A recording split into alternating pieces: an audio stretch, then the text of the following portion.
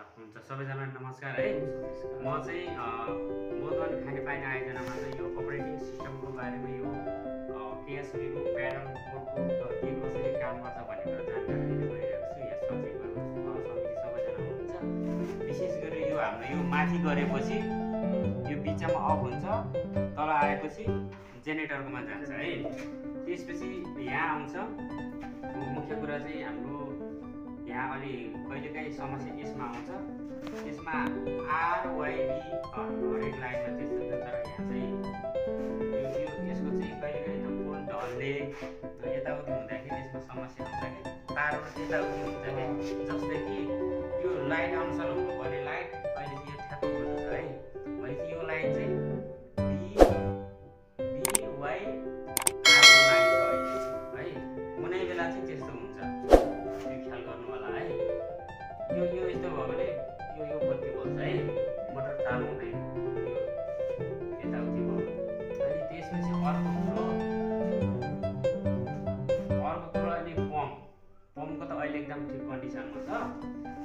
Pump अहिले कहिलेकाहीँ त्यो उल्टो घुम्दिन्छ क्या, मोटर चल्छ भनेर त पानी फाल्छ, अब थोरै पानी फाल्छ। त्यति बेला चाहिँ यो तार छ नि, यो मोटरको तार हो, हेर्नु यहाँ अनि लाइन छ है।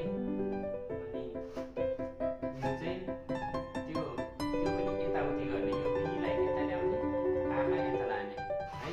अनि थोरै यो त अहिले ठिक छ, हामीले ठिक कन्डिसनमा गराएको है। अनि त्यसपछि त्यो भयो भने यो बोल्छ फेरि है, समस्या आयो भने यो बोल्छ है। अनि त्यसपछि ओभरलोड भयो भने यो बत्ती बोल्छ, रातो है, रातो बोल्छ है। तल एकछिन अन गर्दा चिरिरहन्छ, आफै जान्छ। त्यस्तो बेला ठ्याक्कै यो रातो दबाउनु छ होइन, स्टप रिस्टार्ट भन्ने होइन, त्यसलाई सर्वप्रथम एकचोटि ठेक्दिने है। त्यतिखेर खालि यो चाहिँ यो तीनवटा तार चाहिँ यो सेन्सरको तार हो, सेन्सरको यो फर्स्ट स्विच माथि हाम्रो काम गरिरहेको छ। यो एकतर्फी मात्र काम गर्छ। अहिले चाहिँ हाम्रो अन गर्नुपर्छ, अफ चाहिँ राम्रै हुन्छ। त्यही हो। अनि अर्को कुरो चाहिँ यहाँभित्र पनि एमसिबी छ है, सचिवले यता एमसिबी छ हो। त्यो लाइन पनि कहिलेकाहीँ यताउति हुनसक्छ, त्यो हजुरले त्यो खासै आवश्यक छैन। अनि त्यही हो, ख्याल गर्नुपर्ने कुराहरू यति हो। यो बत्ती बल्यो भने समस्या आयो खतरा है। यो बत्ती बल्यो भने अनि त्यसपछि अर्को कुरा अब बन्द गर्छु। अनि कुन तार हाम्रो तीनवटा लाइन छ यहाँ है, कुन हरेक तारमा एकै नाचको भोल्टेज आउनुपर्छ है। एकै नाचको भोल्टेज आएन भने हाम्रो मोटर चालु हुँदैन है। यही बत्ती बल्छ। त्यस्तो अवस्थामा जस्तै यो बीआरवाइबी आरवाई भनेपछि कुन लाइनमा कति भोल्टेज छ भने 280 भोल्टेज चाहिँ यो 280 290 नै आइरहेको छ अहिले। यो बीआर लाइनमा त्यति आएको छ भने वाइबीमा नि त्यति छ। ठिक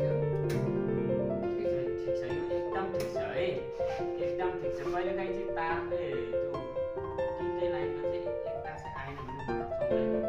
त्यस्तो अवस्थामा विद्युतमा जानकारी गर्ने है। हामी यहीँबाट नाप्न सक्छौँ कुन लाइनमा कति भोल्टेज आएको छ भनेर।